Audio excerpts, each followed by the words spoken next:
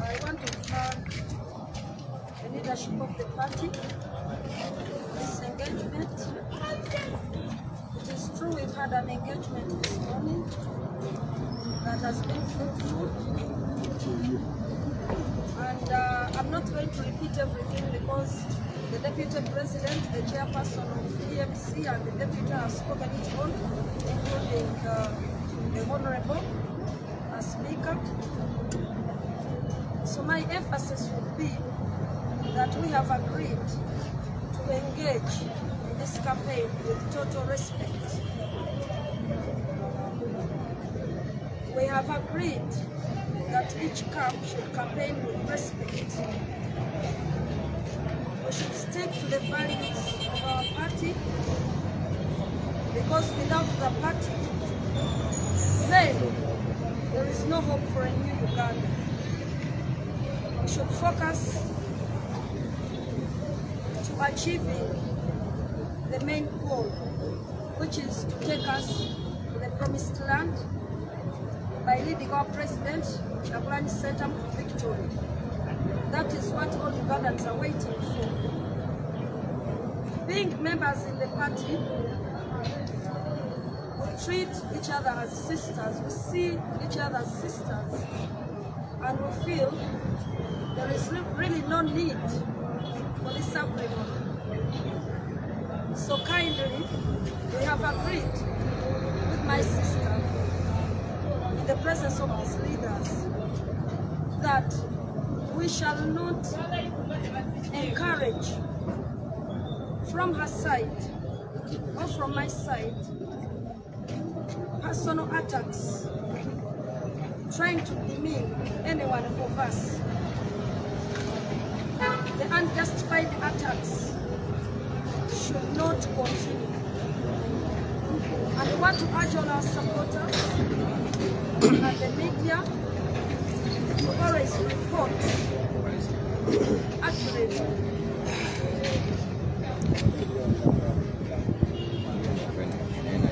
Nakulwa leero tubadde ne meeting eno olukiiko olubaddemu abakulembeze baffe ab'ekibiina nga bakulembeddwa Deputy President, Secretary General, Chairperson w'akakiiko ka EMC ne Deputy we wamu ne kompyuta wange. Tuli basanyufu nti tusobodde okwogera ku nsonga nnyingi, naye ng'okusingira ddala tusoosowaza ekibiina kyaffe ekya National Unity Platform. Sigenda kubiddamu byonna kubanga ebisinga obungi Chairperson w'akakiiko abyogedde wamu ne Deputy President ne Deputy wa EMC. Naye ng'ensonga esingako obukulu tukaanyiza nti ng'olwokaano luno lugenda mu maaso olw'ekifo kya Women MP Kampala, buli kampu yonna efuba okulaba nga terumbagana kinnaayo olw'okweyagaliza ekifo. Era nga ntwala omukisa guno nange okutegeeza abawagizi bange okuba nti tugoberera ekyo ekyokuba nti tusigalanga tukulembeza ekibiina kyaffe n'obutalumbagana. Kimanyi bulungi nti kampu ya munnange nabo bagenda kukola ekyo kyennyini kuba Uganda kyesinga okwetaaga. Tusazeewo ng'era bwe kibadde kiri tulina okukulembeza Uganda empya, kubanga ekisinga obukulu mu Uganda abantu baagala victory oba obuwanguzi obubatwala mu ntebe ennene.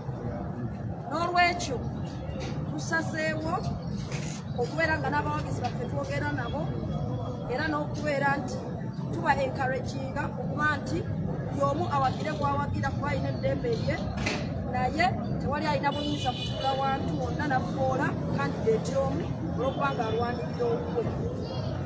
Ekyo tugenda kukisitikingako era tukikolereko. Njagala okutwala omukisa okuwogerako n'abamedia okubategeeza tubasaba okuba nga mulipootinganga bulambulukufu buli kimu abantu basobole okwesalirawo ku ebyo bye balaba ebituvaamu. Mwebale nnyo.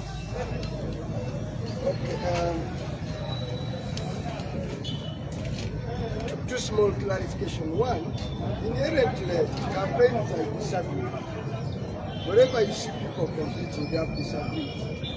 And disagreements divide. But campaigns in Uganda, and especially for forces of change, should not reach a level of being subversive in the cause. And today in Uganda, okwesimbawo ne muvuganya kitegeeza temukanyiza, ate obutakkaanya kitegeeza mugenda kubaamu kampusi. Naye tetwagala butakkaanya okutandika kusekeeterera mulimu gwaffe omunene ogw'okuzimba ekibiina n'okuggyako Gen. Yoweri Kaguta Museveni. Lwakuba abantu amagye abatambulira wamu bawukanye. Era tetugenda kukoma wano. Eno ntandikwa. Ofisi yange yaweebwa omulimu ogwo harmonization okwanaganya. Era ndowooza eno ntandikwa. Abakulu bano tugenda kugezaako okulaba. Era tukwatagana tukkaanye nga betuganye tukkaanya ku bifo ebiki ebirala. Katonda nga tusobozesa. Bekinaaba tekigaana omukulu ono ajja balamula alangirireko omu anaaba afunye fulaga era tusaba omulala amuwagire.